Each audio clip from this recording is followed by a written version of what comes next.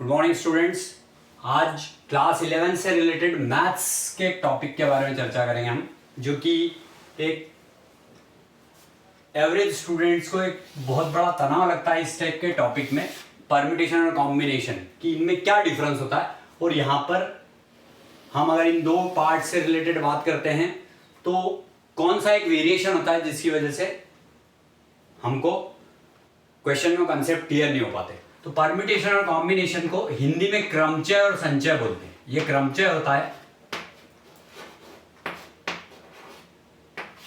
और ये संचय।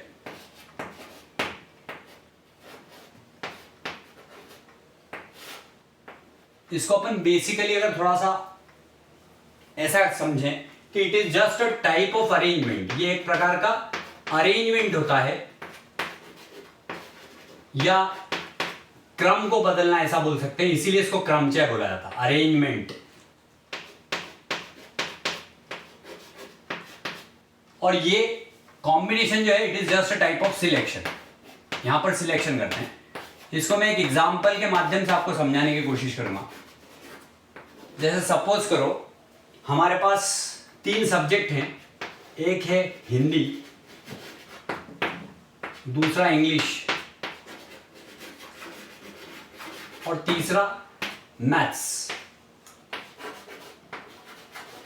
ये 3 सब्जेक्ट्स लिए हमने, इन हिंदी इंग्लिश मैथ। यहां पर इन 3 सब्जेक्ट को जब हम अरेंजमेंट करते हैं, मतलब इनके क्रम को बदलते हैं, तो ये मैथ्स में शॉर्ट फॉर्म में अगर इसको एम लिखूंगा, इसको एच लिखूंगा, तो ये इस टाइप से हो जाएगा M H.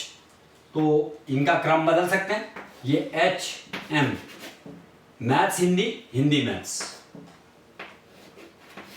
Hindi English, English Hindi, maths English, English maths.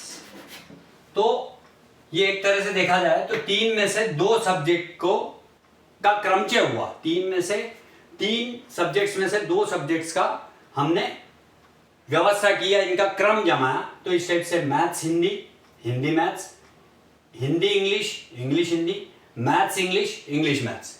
ये होता है परम्यूटेशन।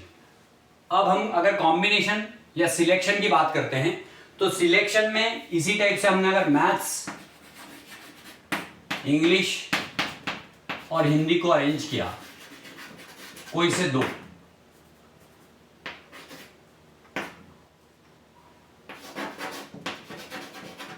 इनमें से कोई से 2, क्योंकि हम 2 की बात कर रहे हैं, for 2 only we are selecting. Here also 2 arrangement and here it is 2 selection. Here it is 2 arrangement, there it is 2 selection.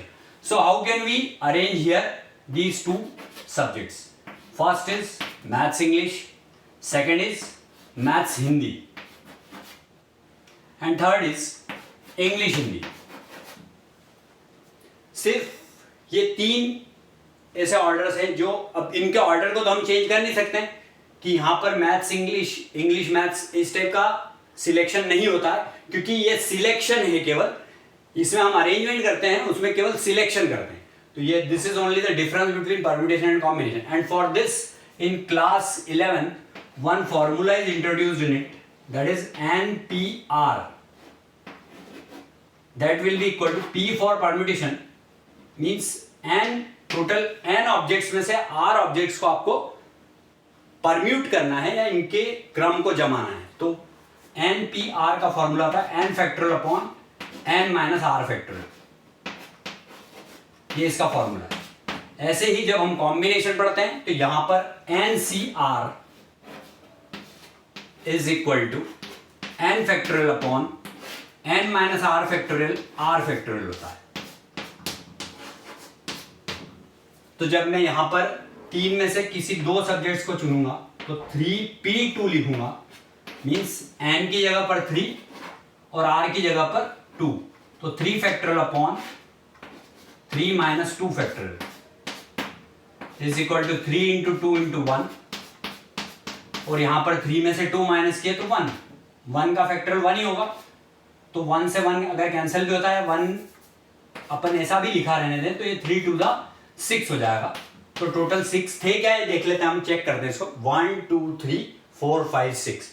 So how can we arrange such type of arrangements for more than 10 or 20 objects? So this is the way, or this is the formula, one particular formula by the help of which we can solve it easily. यहाँ पर जब हम combination की बात करते हैं तो 3CR लिखते हैं, तो 3 factorial upon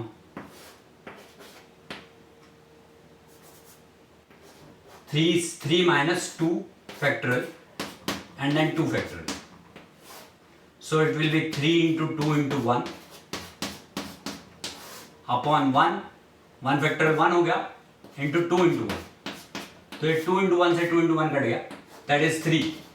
तो देख लीजिए यहाँ पर हमारे पास टोटल कॉम्बिनेशन या टोटल सिलेक्शन कितने हुए, या तो मैथ्स इंग्लिश को चुन सकते हैं, या मैथ्स हिंदी को चुन सकते हैं, या इंग्लिश हिंदी को चुन सकते हैं.